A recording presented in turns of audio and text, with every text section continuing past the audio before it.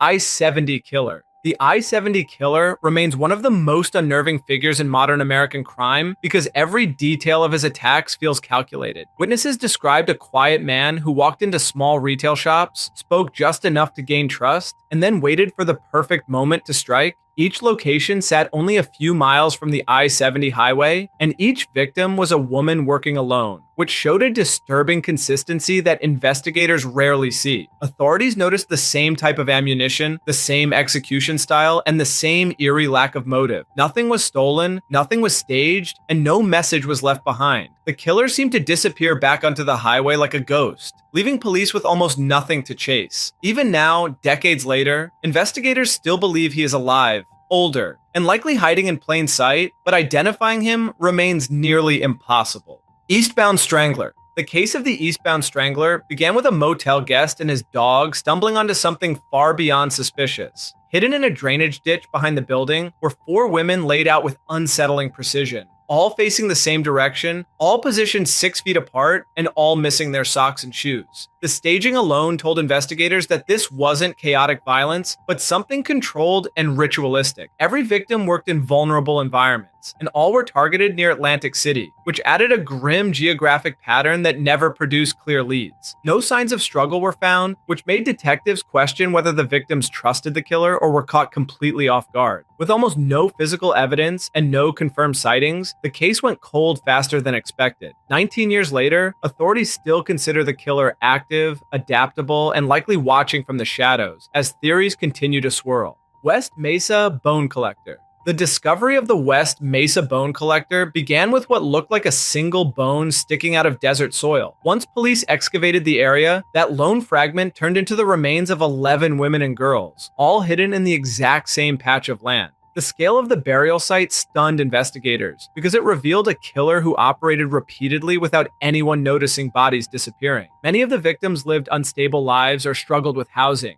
which meant fewer people were tracking their whereabouts and made them easy targets. Although the remains showed signs of trauma, no clear cause of death could be determined, leaving an information gap the killer relied on. Every body was wrapped and buried deliberately, suggesting someone familiar with the terrain and confident they wouldn't be caught. Despite massive efforts, no suspect has ever been officially identified, and the case still feels disturbingly unfinished. Jeff Davis 8. The Jeff Davis 8 case stands out because it blurs the line between serial killer mythology and potential systemic corruption.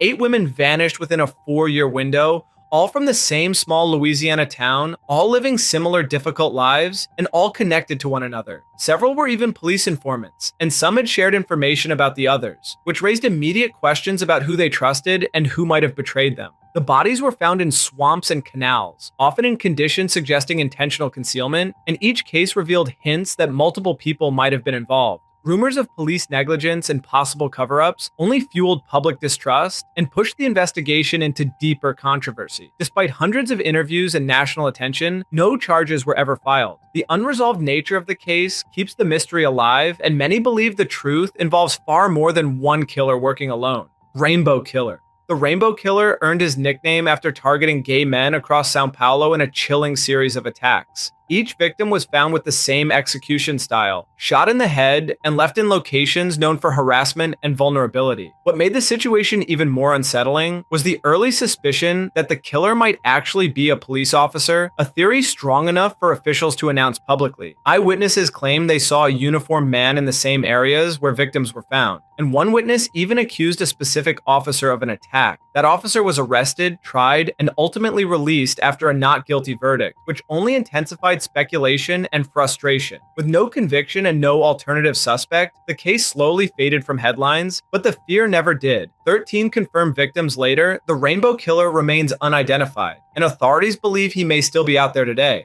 Danilovsky Maniac.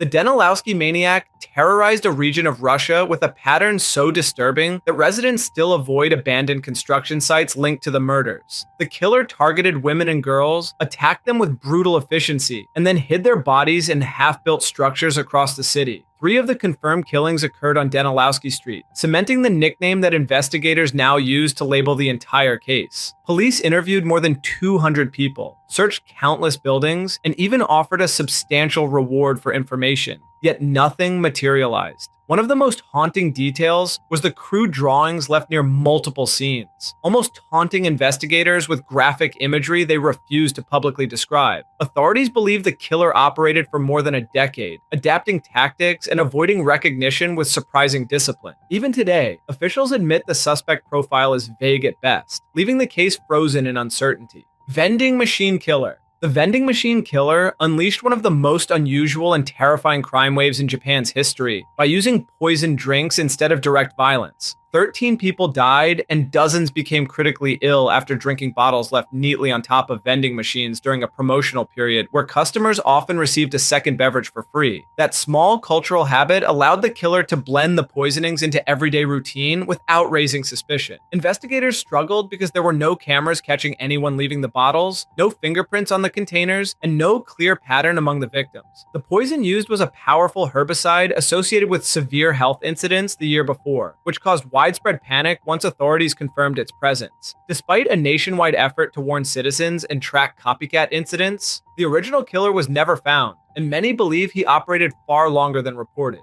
Toy car murderers. The toy car murderers emerged in Sinaloa with a chilling twist. They targeted car thieves, executed them with single gunshots, and left small toy cars on the bodies as their signature. At first, investigators thought the killings were tied to cartel discipline, but the level of consistency and the strange symbolic calling card suggested something different. Victims weren't robbed, interrogated, or connected to drug activity, which made the vigilante theory more plausible. Locals whispered that a small group might be working together, identifying suspected thieves and carrying out organized attacks across several regions. Authorities confirmed at least 5 victims and several more possible cases, yet still have no public suspects. The eerie mix of justice and violence kept communities on edge, unsure whether to fear the killers or the criminals they targeted. But first, only cool people are subscribed to this channel, so hit that subscribe button before we go any further. Highway of Death murderers. The Highway of Death in northern Mexico became infamous almost overnight when investigators realized the stretch of road had turned into a hunting ground.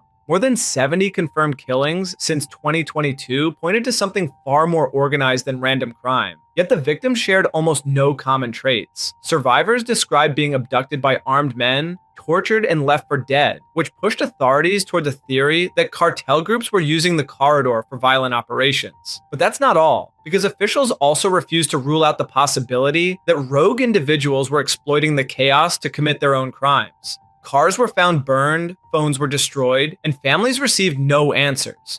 The sheer length of the highway made surveillance nearly impossible, allowing attackers to strike and vanish within minutes. Even today, every mile carries stories of disappearances, and investigators still cannot determine how many killers are involved. Little Rock serial stabber. In Little Rock, Arkansas, a string of late-night attacks between 2020 and 2021 left the city searching for a pattern that never quite materialized. 3 victims were stabbed with the same weapon type, in similar locations, and during the same narrow time window, which made investigators suspect a single attacker operating with meticulous timing. Security footage showed only shadows and distant figures, none clear enough to identify. Police released a silhouette of a potential suspect, but no one recognized the shape or movement with certainty. Because the attacks were spaced out just enough to avoid predictable intervals, residents felt like they were watching a killer who understood how to manipulate fear. No clear motive ever surfaced, and none of the victims appeared to be chosen for personal reasons. The case eventually stalled, but authorities still believe the perpetrator could strike again, especially since the attack stopped without explanation. Jangal grave killer. The Jangal grave killer was discovered when farmers in Pakistan uncovered a burial site containing 4 teenage boys, each killed in a different manner. One was shot, another was decapitated, and 2 showed signs of being stoned, which immediately confused investigators because the method suggested multiple killers or a deeply unstable individual. What unified the crimes was the shared grave,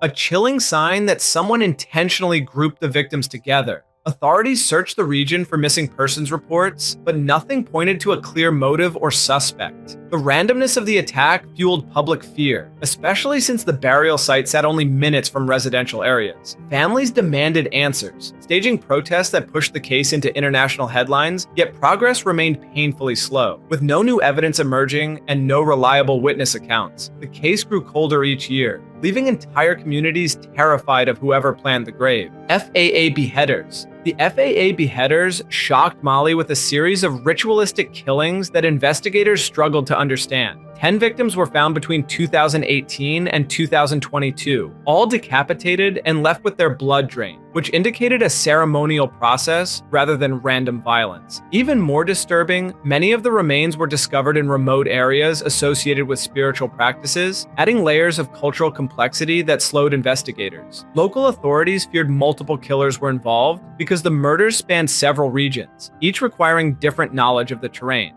The United Nations intervened and insisted on stronger civilian protection, acknowledging how destabilizing the crimes had become. Residents began traveling in groups, and schools modified routines to avoid isolated paths. Yet despite global attention and increased patrols, no suspect profiles were released. Every detail pointed to a coordinated effort executed by people who understood how to evade detection, leaving the case shrouded in dread.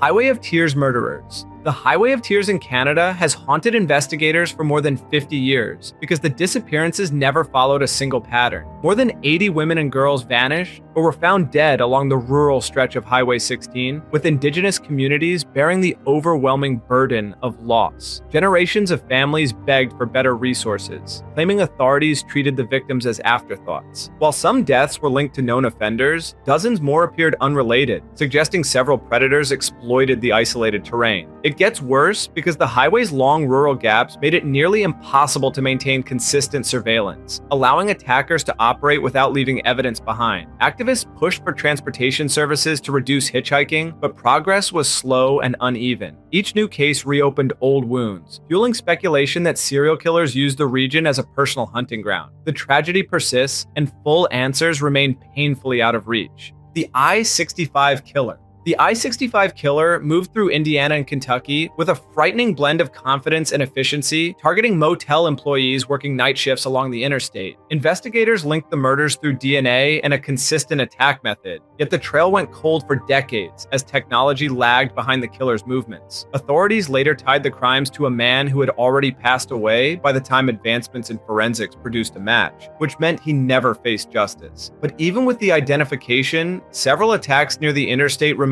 unsolved, raising the possibility that either he had accomplices or imitators. The interstate setting made it easy for a perpetrator to escape within minutes, merging into normal traffic before anyone realized a crime had occurred. While the primary suspect is now named, the broader mystery lingers, especially among investigators who believe additional victims remain unaccounted for. The Vampire. The Vampire of Kenya gained his nickname because of the fear he spread and the horrific scale of his crimes. Between 2022 and 2024, he targeted women across Nairobi, luring them with promises of work or safety before attacking with devastating brutality. Authorities confirmed at least 42 victims, but some investigators believe the true number may be higher based on missing persons reports that match his pattern. When he was finally arrested, relief swept the country, but that feeling evaporated after he escaped custody under circumstances many citizens found suspicious. It gets crazier because some locals believe police corruption helped him flee, sparking outrage and protests demanding accountability. With no sightings since his escape,